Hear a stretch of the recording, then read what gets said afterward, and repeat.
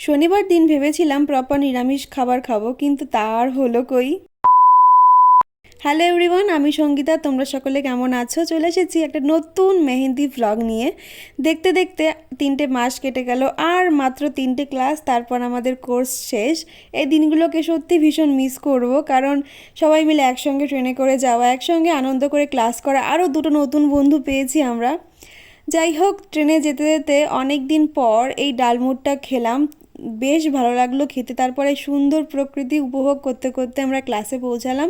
টানা 3 ঘন্টা আমাদের ক্লাস চললো, তারপর বেরিয়ে আসলাম। আর এই কাজটা আজকে আমি ক্লাসে করেছি, কেমন হয়েছে অবশ্যই কমেন্টে জানিও।